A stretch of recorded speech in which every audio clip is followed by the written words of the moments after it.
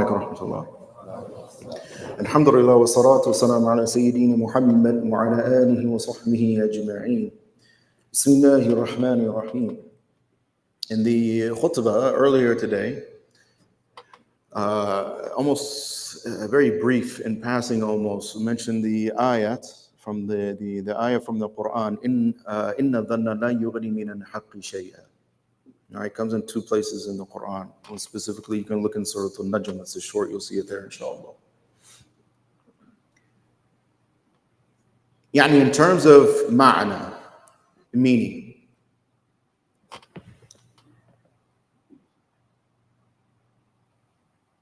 Allah subhanahu wa ta'ala has sent us here.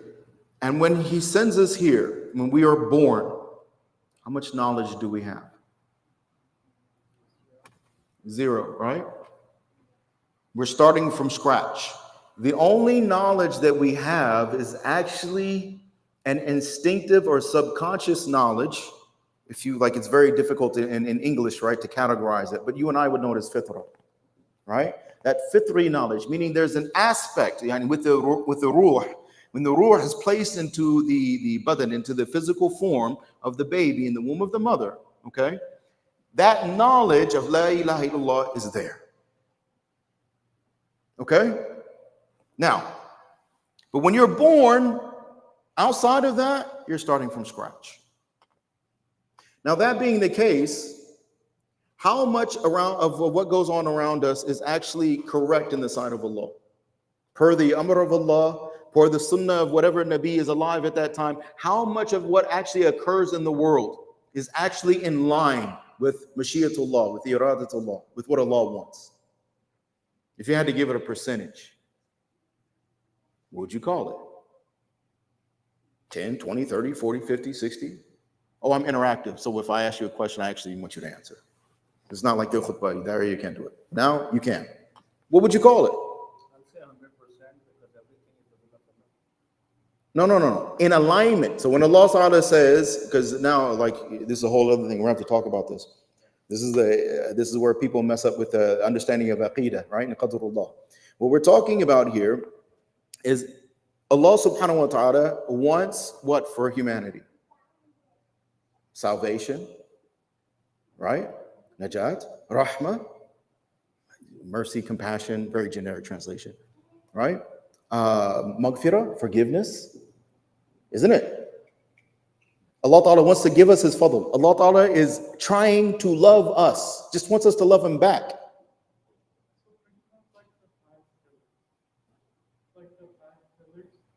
What do you mean? No. So now, but in line with that though. So if you look at the 5 pillars, right? So if you're saying the 5 pillars, because that's Islam, by the definition of Nabi Sallallahu Alaihi Wasallam in Hadith Jibreel. So now if you look at the 5 pillars, we'll use that as an example. How much of the world is actually, forget about non-Muslims, isn't it? How many of us?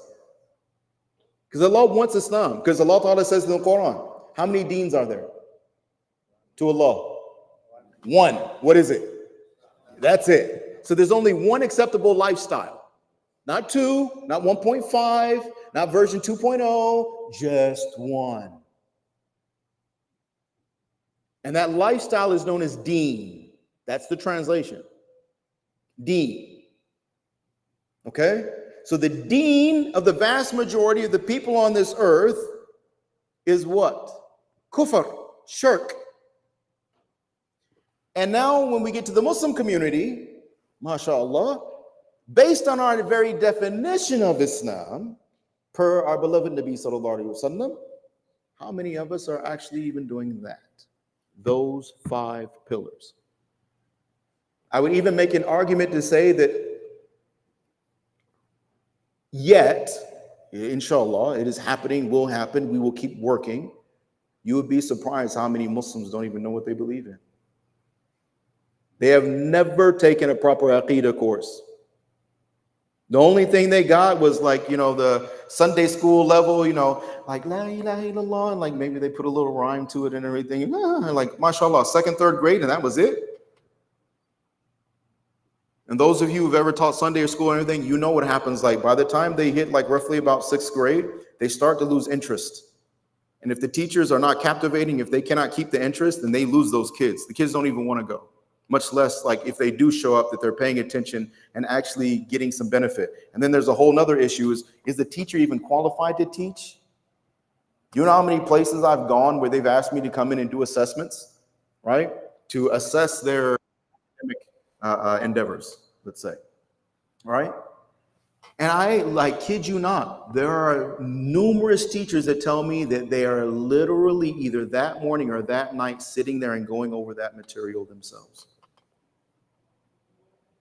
When I told them, like, you're not qualified to be a teacher, they were like, well, why not? Like, I think I'm understanding. It's like, here's how you'll know when you're qualified. You won't need that book. So the fact that you're looking at the book that morning or last night is a very strong indication that you are not qualified to teach these children. Now, this is our dean. That's the first pillar. Know your dean and then believe in it. That's the first pillar. So now, in this environment of kufr, shirk, and nifaq,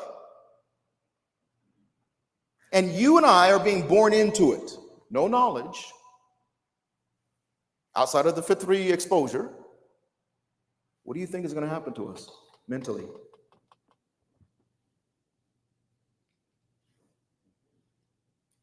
It's cause and effect. It doesn't take a rocket scientist to figure this out. I can take say for instance, if I take a kid that's from a rich neighborhood and an affluent family, right? And then as a baby, I take him and I stick him with a family who's living in the ghetto in the hood, right? Is that going to have an effect? Is it going to matter that, well, he was born to rich parents? Is that going to matter? No, not really. Why? Because the environment has now taken over. And the only thing that is going to be able to negate or offset that environment or bring everything back into balance is somebody who actually knows what that balance is, what it looks like, and how to achieve it. Is that us as babies, kids, even high schoolers, college students? No. So what happens is we, over a period of time in our lives, our cognitive framework, right, is now influenced as it develops. And we start adopting certain understandings, notions, conclusions, hypotheses, theories, etc., which unbeknownst to us, because of our ignorance, is completely out of alignment with Islam. So what we end up doing is adopting a different attitude and a different worldview because we are different. Because the effort hasn't been made yet to bring us in alignment with Nabi sallallahu alaihi wasallam, وَمَا جَاءَ بِهِ, and what he came with. Okay, so let's take a look at something as an example, inshallah. We mentioned about marriage, mashallah, in the khutbah also. So I'm going to put a case study in front of you. Here is an application, if you will, a CV, a resume for a marriage. This is the brother. Now, for those of you, should be all of you, hopefully, who have mothers, daughters, sisters, wives, aunties, cousins, females in your family, I want you to ask yourself a question. Because you're going to see where I'm going with this pretty quickly. You guys are pretty smart, mashallah. You're very intelligent. So you're going to see where I'm going this, right, almost like from the beginning. So you're going to see where I'm going with this. So now ask yourself, would you honestly, because I'm not asking you, so there's no sense for you lying to yourself. This is an internal question. Don't lie to yourself. Would you marry one of the ladies in your family to this individual?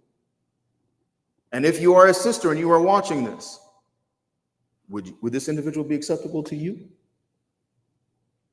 Here's his description. Allahu Akbar. He's an orphan. Grew up being handed to different family members. Illiterate. He's uneducated. He does not have a degree at all. Actually, think about it. He can't read or write. which means basically we're talking about in an elementary level education. Yes? He believed in being armed and self-defense. He owned slaves. Sometimes had no food. His houses weren't houses. We call them houses or the homes of Nabi sallallahu alaihi wasallam. But for any of you who are aware of like the dimensions and everything, you and I, based on our current understanding and perception of space, we would call them rooms, not houses. So you can imagine almost like a wife having like a room, or at best, like, maybe we'd be able to like upgrade it to a studio apartment. That was their lifestyle. On top of that, financially, this same individual is constantly having to pawn things, his possessions. He's always pawning something. He's dealing with debts. He's got debt collectors, Jewish debt collectors also. Yeah? And then 11 wives.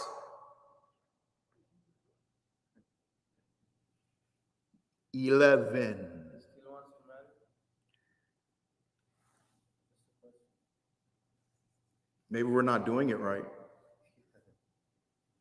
Maybe we would have a different experience if we were doing marriage right. So out of those 11 wives, the first one was 15 years older than him. She was 40 years old.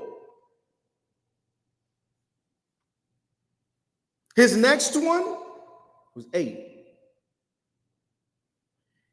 And he was 42 years older than her. He's 50. She's 8, 9. And then on top of that, he married converts. He married non-Arabs. He married divorcees. He married widows. He married women with children already. Actually, out of all 11, only one of them was Bakira. Only one of them was a virgin. That's it. And on top of that, so that you understand, because sometimes you talk about the wife thing and people like, because they haven't experienced, they don't have an understanding of it, they haven't been educated in it. You have to understand something. If you say, for instance, if you have 9 wives at one time, and you're going to, like now, each of them has to have a fair share of the time. That means that, think about it. I spend one day with this wife. When does she see me again? 9 days later. Because now 8 days have to pass, and then her day is going to come up again. So now you do the calculations. How much time is she actually able to spend with him? A month. Yes. And on top of that, so that you can like put some perspective to that, on top of that, anytime the deen, not dunya, not the job, not the boss, not like I want, like, no, the deen demanded, he immediately was ready to make sacrifice. Time, effort, money, sweat, tears, blood, whatever. No hesitation, ever. And if that means my family needs to be hungry tonight, so be it. If that means that there's a guest in Medina and that guest eats all the food out of my homes, so be it.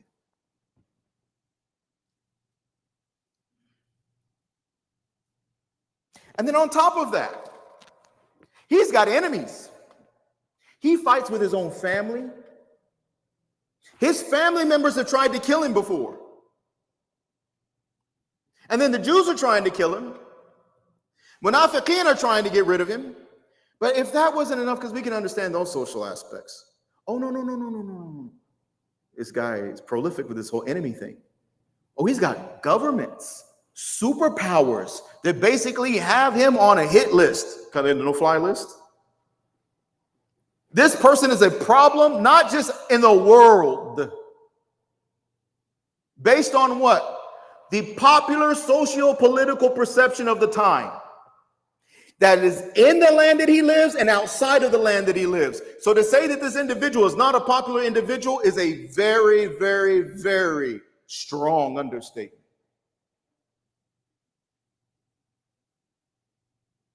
He doesn't have a value for wealth. Literally, wealth will come in and he will just give it all away and not take a single dinar or dirham home.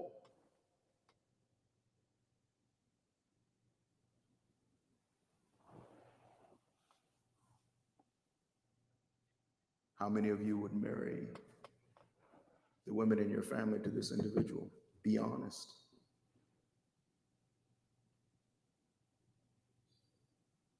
If I asked you what Nabi sallallahu alaihi wasallam did for a living, what would you say?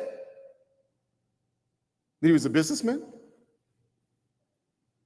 Okay, fine. No. Farmer? Well, we know how that worked out. They came to him. Now, the farmers of Medina actually came to him. We're having some problems with the crops and this and that and the other. And Nabi sallallahu alaihi wasallam said, well, try this and this and this. And they came back, but he was like, that didn't work. He was like, I'm Rasulullah. I'm not a farmer. That's your job.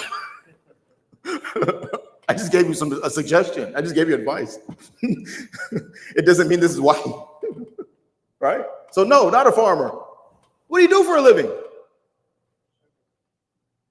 Say again? Early.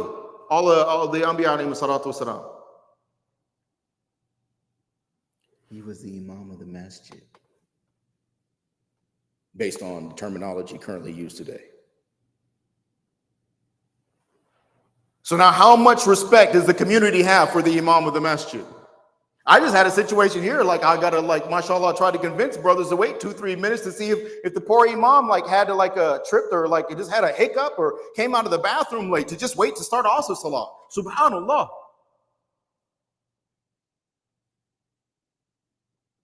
Who would marry him from the Muslim community today? And forget this whole, because you know who it is. You're not idiots. Like I said, you probably figured it out pretty quick. But now, let's be serious. How many take the name off and just give the details? Does he get married in our community? No. No. But who is he to Allah? Khairul Khalq. The best of creation. So what the heck is wrong with us that we don't see this individual the same way Allah does? What is wrong with us that we hold beliefs, understandings, practices, etc., standards that are completely contradictory to this?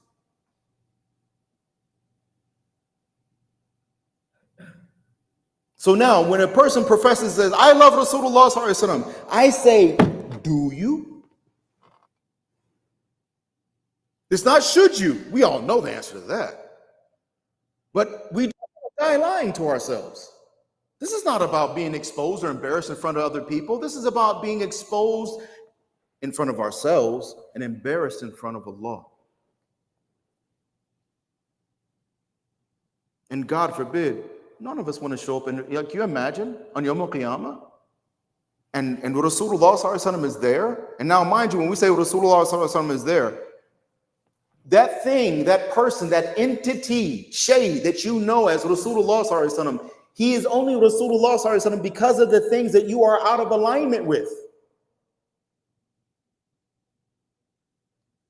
So if you don't love those things, if you don't love his way of thinking, if you don't love his worldview, then obviously there is a question to be had about the sincerity of the professed love of the individual.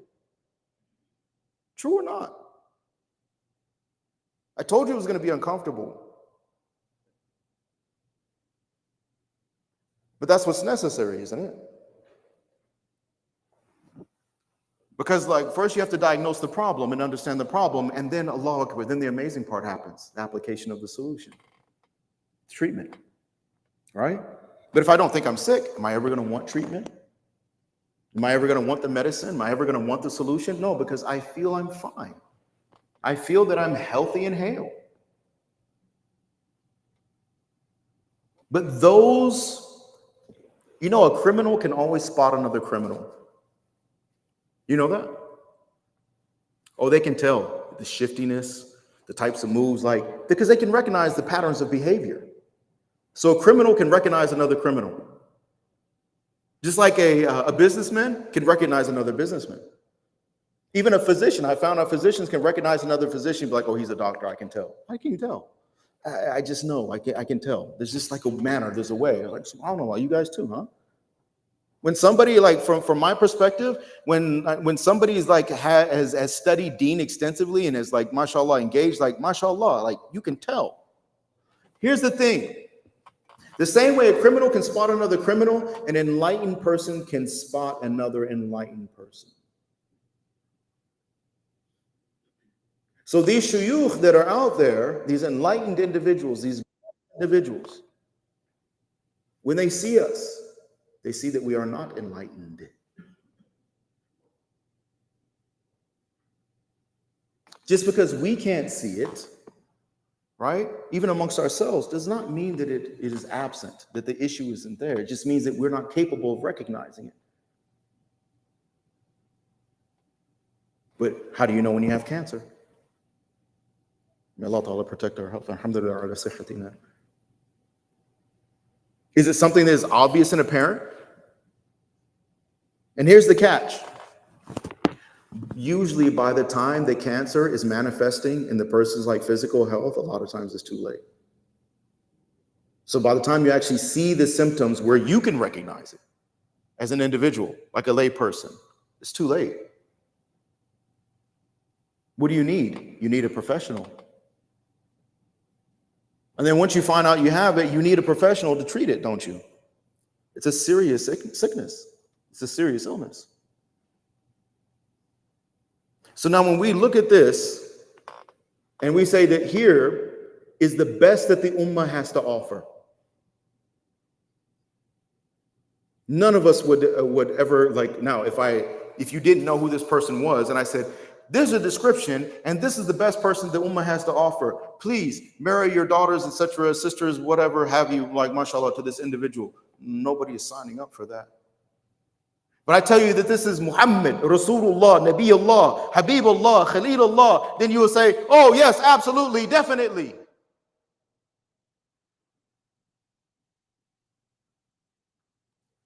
Now the question is, why aren't we looking for individuals like this to marry the women in our families? Why aren't we raising young men to be like this so that they can actually be like that for somebody, these sisters, as opposed to all the nonsense we deal with today? Because if you think having a beard and a topi is going to do it, I'm telling you, like, Allahu Akbar kabira and alhamdulillah, for going on a solid 2 decades, I have been blessed to be used to do the khidmah of these married couples. And if you think that a beard and a topi is going to save your marriage, or hijab and niqab is going to save your marriage, or that your marriage is going to be something different or special or better than everybody else's, you're in for a world of hurt. Because you have the same sicknesses. You just look better on the outside, not on the inside. So when we're talking about worldview, you'll hear like Sheikh Amin and other shuyukh, right? Your worldview, and I hear it, right? And I'm like, how many people even understand what a worldview is? Your worldview is your perception on everything you see, hear, taste, touch, smell, like your sensory perception, right? As you are receiving information through all of these inputs.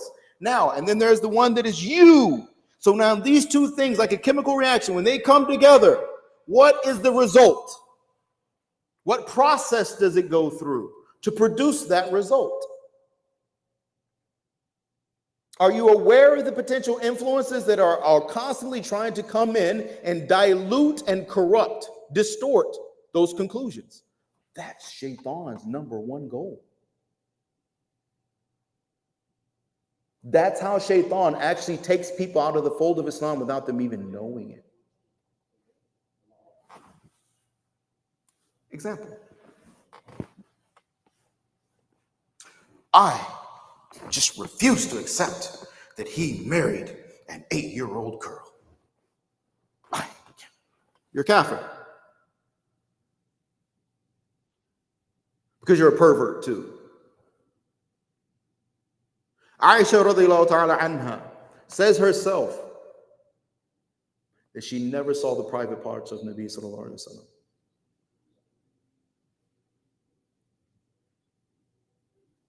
How many of you husbands can say that? She herself says, I never saw his private parts. Nabi sallallahu alaihi wasallam himself, even when he was relieving himself, he wouldn't look.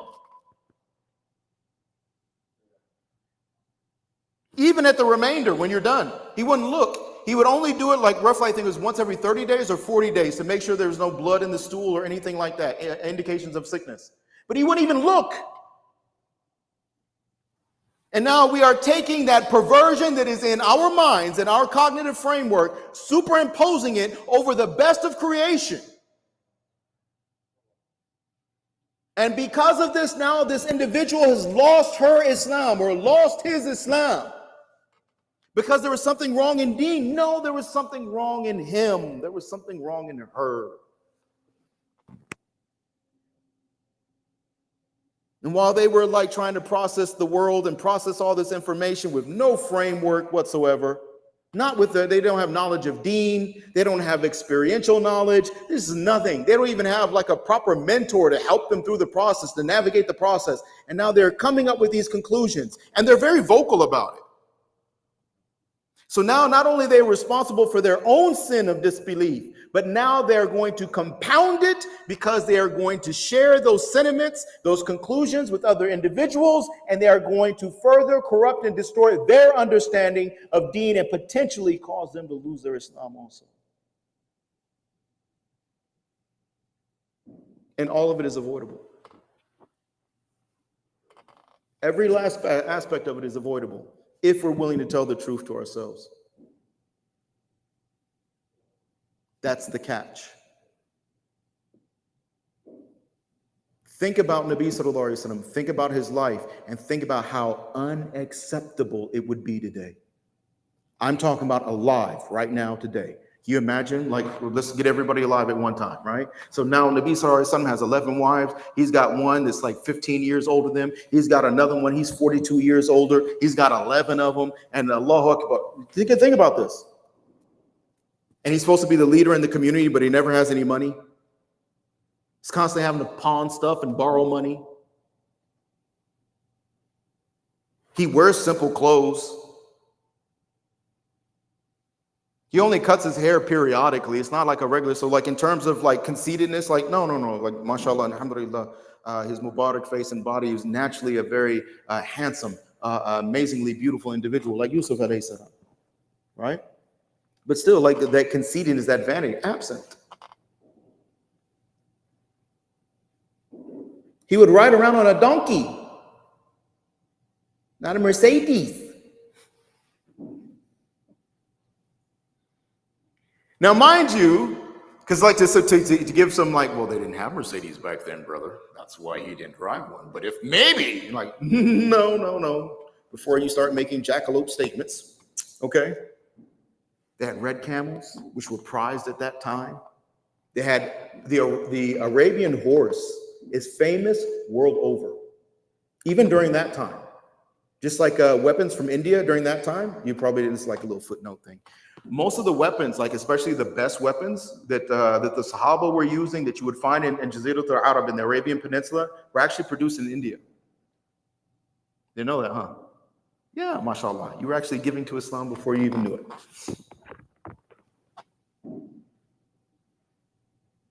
So, because we have to wrap this up, because I got my timer.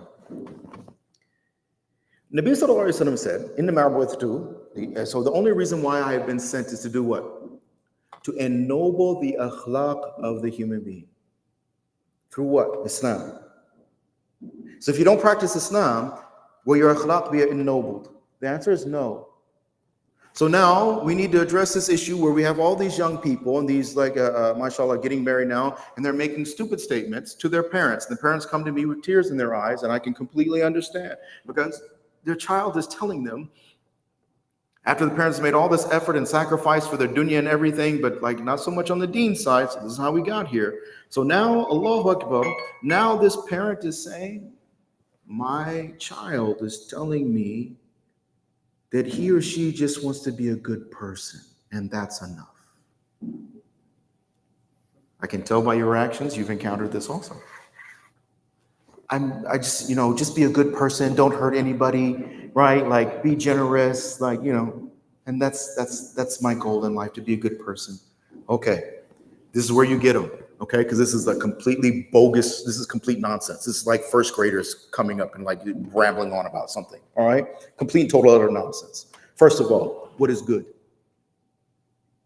Do not give me this generic word, good. It's like nice. Yeah, let's qualify your statement then.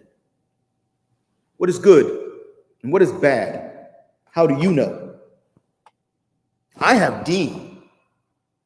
I have Islam.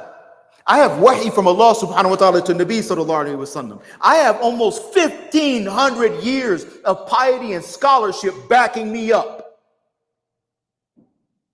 What do you got for your definition of good and your definition of bad? And a person, well, what makes us human? If you want to talk about a person, what makes us different than animals? Intelligence and existential consciousness. We are aware of our mortality. From a young age, we are aware of the possibility of our inescapable death. Right? Are you a person? Or are you living like an animal? Oh, excuse me. By your perception and by your definition, a really good animal. Right? You want a good animal? Get a cat. Okay? Call it a day. You don't want to deal with the cat? Fine. Goldfish, whatever. Get a bird. But your understanding of good person is not going to get you past cat, bird. Because what is good person? Rasulullah sallallahu alaihi wasallam is the definition of good person. So when somebody says, I just want to be a good person, tell them, MashaAllah, me too. We're on the same mission. Let me tell you about good person. Because good, generic, that's like nice. So instead of good, let's say best. The most excellent. Awesome. Because he's khairul khalq. And I'll end with this. When you hear khalq or akhlaq, you just start thinking about a lot of times the Muslim ummah character, right? And you start thinking about, well, I need to be polite, right? Say please and thank you and don't be rude and don't lie. And that's all 100% included. But again, it's on an elementary level. That's your like introduction to akhlaq. That's your introduction to khulq and khalq. It's the introduction. It's not the end all be all. It's definitely not the last stop on that ride. Okay? So what are we talking about? And this is what I want you to walk away from tonight. You have to know who you are before you can define how you are. You have to know who you are before you can truly define how you are. So you have two steps, these two essential steps that at some point all of us need to make these steps, 2 steps. Number 1, who am I right now? And how am I right now? Step number 1. And this is sitting down, do your dhikr, make dua, do your istighfar, right? Everything. And sit just with Allah. Nobody else. So you don't have to worry about being embarrassed. You don't have to there's no reason to lie because you can't lie to Allah. Allah already knows the truth about us. So you're going to sit in front of Allah and lie about yourself to Allah in front of Allah? Hopefully not. But ask yourself, based on the template of Nabi sallallahu alaihi wasallam. And as that template was followed by the Sahaba, who am I today? And how am I today? Am I honorable? Am I kind? Am I trustworthy? Am I accountable? Am I generous? And so on and so forth. Am I altruistic? Do I stay in a constant state of dhikr of Allah subhanahu wa ta'ala? Am I selfless? Do I put other people's needs before my own needs? Do I track what I like to make sure that I spend a significant portion of my day doing things for other people without wanting anything in return for them? Not appreciation, not thanks, not gratitude, not recognition, no accolades, nothing. Doing it just for the sake of Allah. And here's it is. Your worldview is a part of your akhlaq.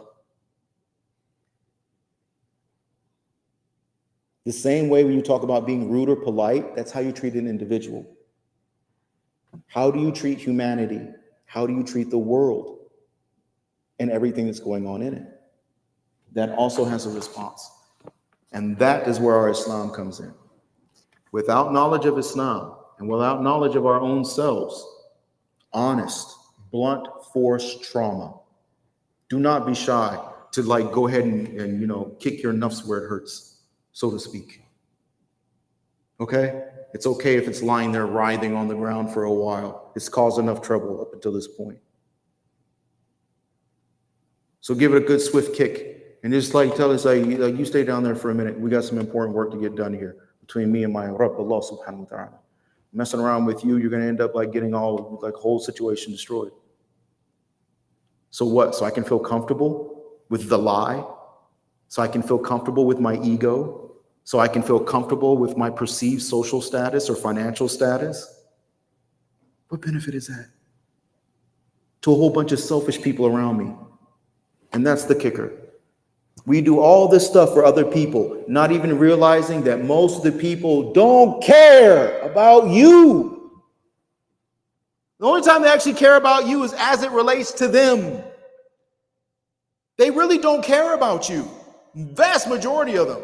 I would go so far as to say that above 9 out of 10 individuals in your life truly do not care about you. Not because they don't want to necessarily, some of them maybe, but because they don't know how to.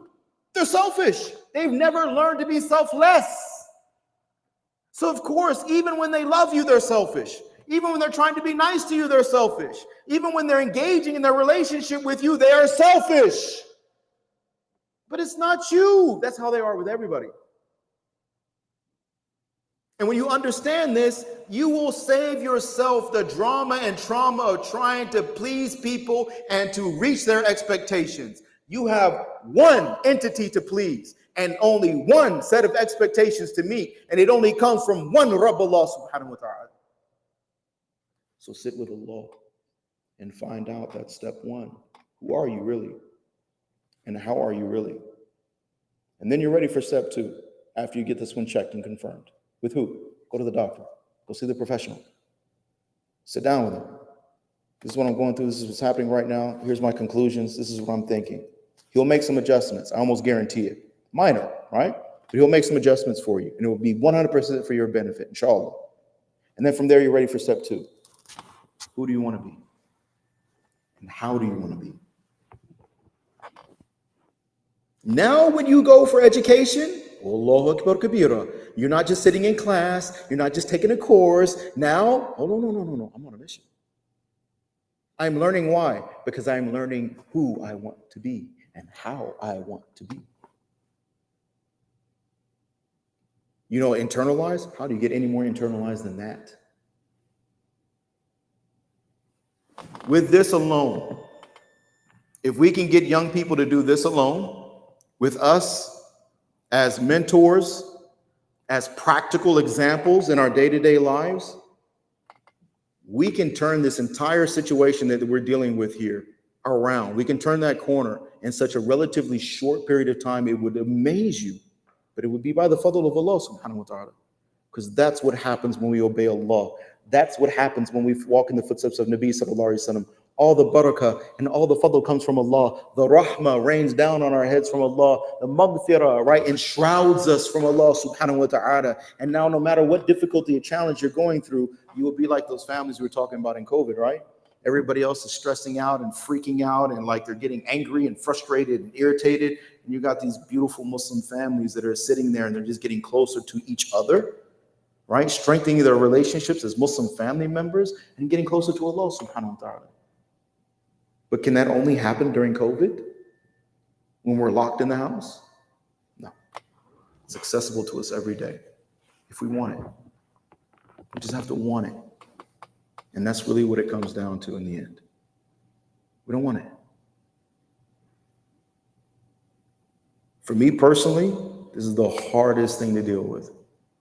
You know something is good. You know you should do that thing. You know all the benefits that are coming from that thing. You know the harms that are coming if you don't do that thing. But then you got to get that thing done. And shaitan is there and nafs is there and you got all the challenges and everything that comes along with it. And it's just easier to take what? The path of least resistance. Because this is the path of most resistance.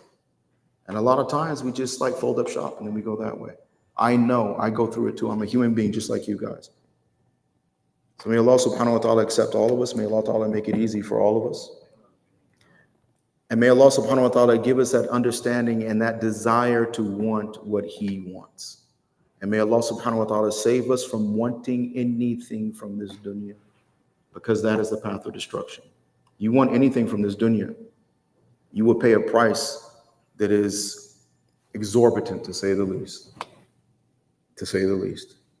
May Allah Ta'ala preserve our Jannah, the Jannah of our family members. May Allah Ta'ala shower us with His maghfirah and rahmah. اللهم اغفر لنا وللمؤمنين والمؤمنات والمسلمين والمسلمات الأحياء منهم والأموات وآخر دعوانا أن الحمد لله رب العالمين.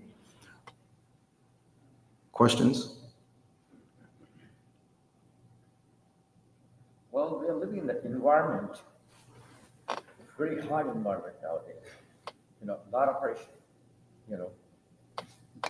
Okay. I already see where you're going. 100%. You are at 100% correct. 100% correct. The environment here, like you have to generate this understanding within an environment. That's what our masajid are supposed to be. That's what we're supposed to turn them into. I had a teacher tell me our masajid are no longer safe places anymore. Especially for young people, converts, like those who don't fit in to the social norms that may exist within that community. It's not a safe place for them. So in lieu of that,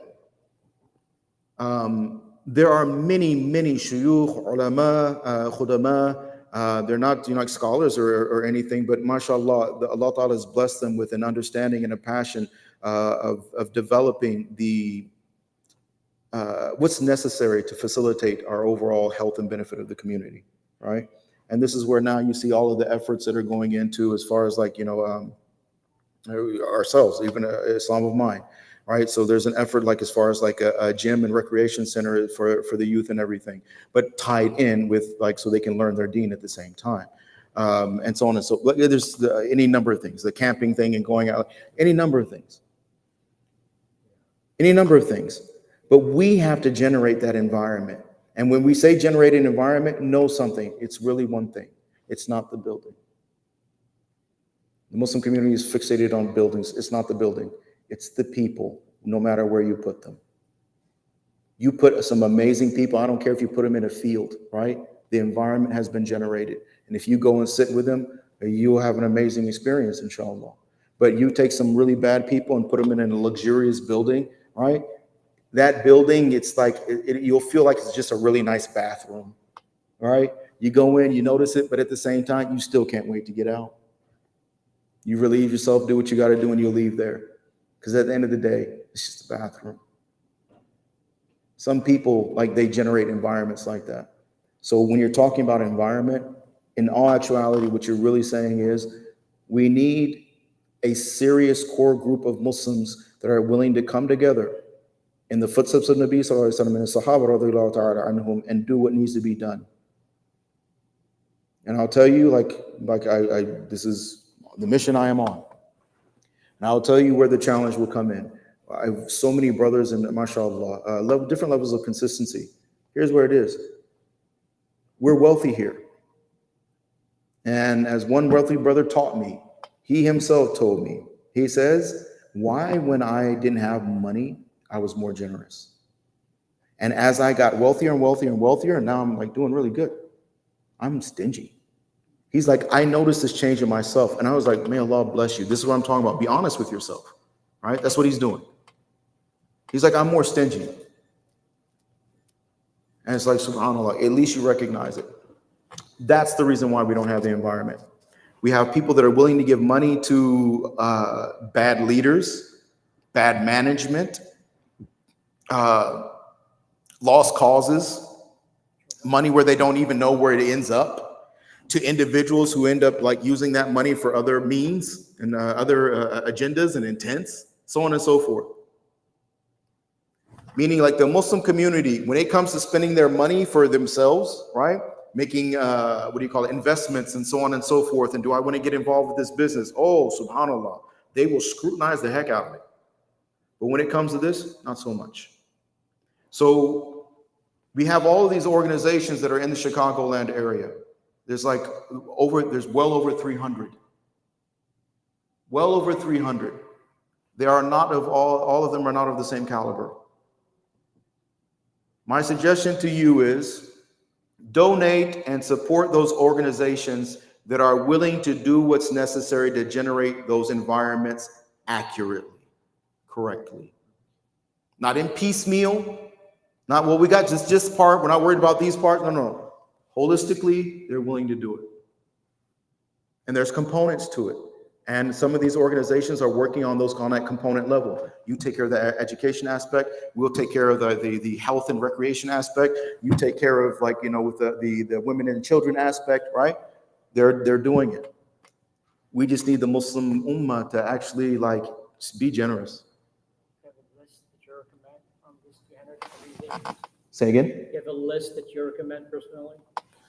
300. Oh, you're gonna ask me? I got one on that list, brother. Like, no, maybe 3. I got 3 on my list. That's it. But I think I'm biased. But I will be open with you. I am 100% biased. So if you come to me, you're gonna hear the names of 3 organizations, right? I'm gonna absolutely Islam of Mine, and you're gonna get Darul Qasim, and the third one you have to come ask me privately. But those are the 3. Now, does that mean that's all of them? No, by no means. Please. You guys are gonna end up having me like there'll be pitchforks and torches and everything outside my front door and be like, we heard you said no. There's some legit organizations out there. Calm down, right? I'm getting feathers ruffled and everything. I'm just saying, do your due diligence. When you see these problems and some of the solutions that as far as the things that we need are obvious and these things are still not getting done, but people are still giving money and that money is going where? Do you know how many millions, tens of millions, hundreds are spent in the Muslim community just in the Chicagoland area annually? Where's the evidence of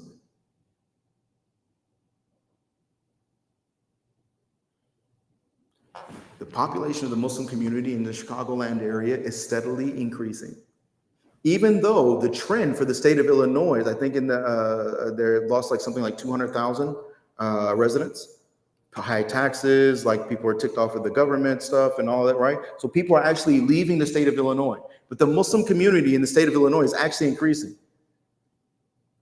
And the amount of money that is being made by Muslims, because now it's different, say in the 70s, 80s, 90s, when people were the first family members were just getting here. They were starting off from scratch. They were struggling. I remember them, right? These guys were grinding. And then subhanAllah, now they're wealthy, they're affluent, they're retired. They got big houses, multiple cars, campers, vacations here, there, and everywhere. Allahu Akbar. They brought all the family members over here. MashaAllah. Now everybody's going to college and university and getting good jobs. And the Muslim community is known for being educated, university educated. The Muslim community is known for being educated and hard workers to non-Muslims. They talk to me about these things. I say, yes, mashallah. Right? So with more people, better jobs, and more money, where's the evidence? If what I'm saying is not true, I would love to be wrong. I would bask in my error, if you will. Okay? I would love to be wrong. Prove me wrong. And if you can't, then let's work together on the solutions. Okay? And it's going to have to start. You know, Shaykh was just talking earlier, subhanAllah, bi amwalihim wa anfusihim. I had never even thought about it. It always comes before you sacrifice yourself, sacrifice your money first. Allah Ta'ala mentions things in the Quran in specific order. It's by intent, of course. So yeah, say, sacrifice your time. Yes, brother, I'm ready. Sacrifice your money. How much? Okay? And that will get us the environment that we want. So how do you because everybody's like, well, how much is should I give? I will tell you the easiest answer. Because the one that's given to me is the one that I try to function from, and here it is. If you are thinking about amounts, you're still in the minor leagues. When you start thinking about percentages, you know you're a serious Muslim. Okay?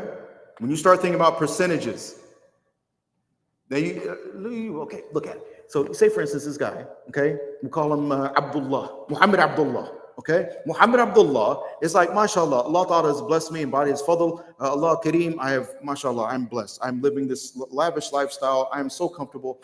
Now I have to give back, okay? So he's I'm going to give 15% of my income annually for the pleasure of Allah subhanahu wa ta'ala.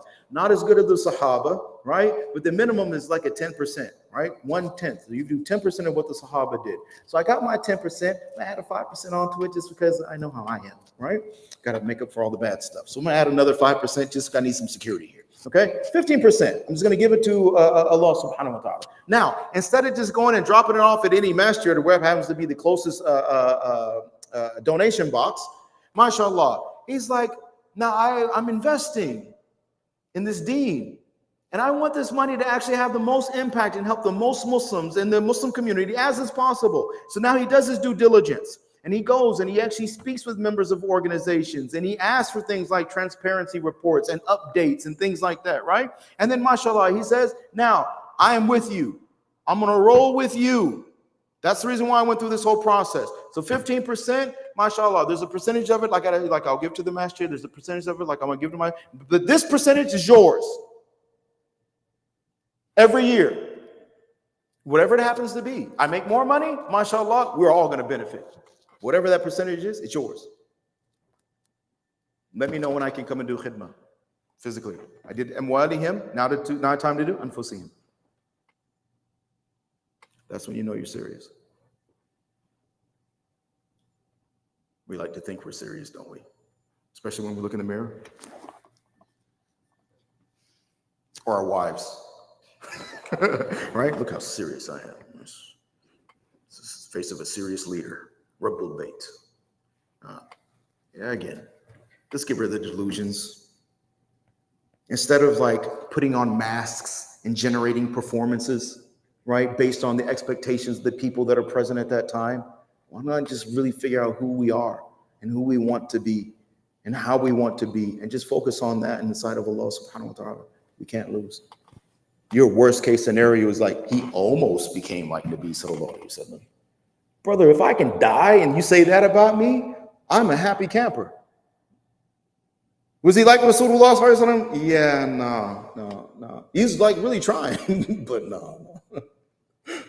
I'm okay with that. I want to die trying. And you should want to too. So let's do it together, inshallah. And if I die first, you come to my janazah. And if you go first, inshallah, I'll be there for yours. Yes? Well, the other question I have is the young people nowadays, they're getting more information from the social media, stuff like that. And it's kind of hard to persuade them, to be a good Muslim, woman or something. Parents' fault. Huh? Parents and community's fault. No, because the thing is that how can you change this environment especially that they're getting the information from. You can't. I mean, that's another. No, you can't. Social media is going to be, but you have to look at it this way, Joey Bud. Like Shaitan is always going to be there, man. You know what I mean? Like Shaitan is always going to be there, right? So like we're not going to be able to like completely negate, right, any negativity or like, you know, people trying to resist us or causing drama. Like we got to be realistic here, right? But at the same time, when you're talking about the kids, it's like, why are we so quick to blame people that have only been on this earth for like 18, 19, 20 years or less, right? And on top of that, they didn't even have the benefit. I'm talking to these teenagers now. They don't even remember what it's like before cell phones and the internet. We do. So who's going to give that perspective if not us? They don't even know what that is. But we do. And we have an expectation from them that, you know, like, you don't need this. You know, they grew up with it. And unfortunately, a lot of times it's the parents that put the tools in their hands. So now who's raising our children? The school, and you don't know what the heck is going on in there. The entertainment industry, and you don't want to know what the heck is going on in there. And the internet and social media. And again, it's the worst probably out of the three. And this is what's raising our children. And then we get surprised, shocked, and amazed, astounded, grief-stricken when the kids now become adults and they like basically like put it full bore, like full manifestation. I am going to show you, my beloved parents, the results of your effort or lack thereof. I am going to become a mirror of your hypocrisy. I am going to become a mirror of your ignorance. And although I do have my own culpability to deal with, I am not blameless in this scenario. You also share a portion of that blame.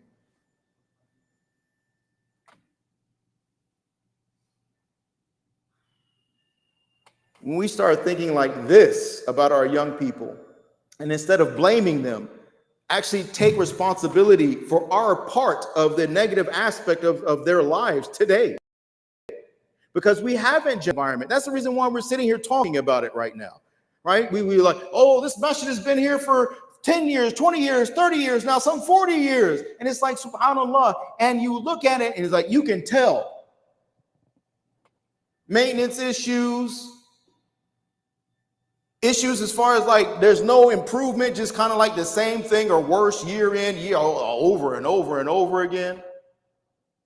No growth. We see that, like, again, you know all the issues. I don't even like talking, like, we already know what it is. We know what we experience when we go to the communities, like what where the bar is at. It's real low. And everybody loves standing on the sidelines to complain about it. I am telling you, I will stand in the middle of the field on the team logo. I'm daring you to come out on the field and play with me. Let's go on the front lines. Let's dig in. It's so hard to find these people. They'll talk about it. They'll complain about it. They'll give you ideas about it. Oh my God, if I were to tell you guys about how many, like, mashallah, I'm under a waterfall of ideas. Oh, it's just like, oh, mashallah, it's so refreshing. Mashallah, a waterfall of ideas. And some really good ones too, but they're irrelevant because who's going to do it? Who's going to pay for it? Well, yeah, see, what, Mom? Mom's calling. Wife? Wife's calling. I have to go. See you tomorrow. Fine. Don't complain. Don't complain about your kids. Don't complain about like your personal problems. Don't complain about your finances. Don't complain. Don't go to ulama and complain when you are not willing to do your part. Trust me, they're looking at you and they're thinking, what the heck does he think I'm going to do? What is he wanting here? You want the pleasure of Allah, a good lifestyle, social acceptance. Your expectations are so far beyond realistic, you can't even see them anymore. And now you're coming to me to complain about you're not getting what you want. Well, guess what? My beautiful brother, my beautiful sister, it's not about what you want. You are supposed to learn to want what Allah wants. That's the point of this life. Learn to want what Allah wants. And if you don't want what Allah wants, which is exactly what we're talking about, the only question that remains is, why not? He wants it for us for our benefit. If you don't want it, that means you don't want the benefit. Why not? How do you and I answer? How do we respond to that question? We know that there's nothing in our deen that is for our harm. True? Is there anybody here that believes that there's any aspect, the prohibitions, the amr, the orders, is there any aspect, do you believe there's any aspect that is detrimental to your overall well-being in this dunya as well as in the akhirah? If you do, please come talk to me afterwards. We need to clarify that. Okay? Because there's none.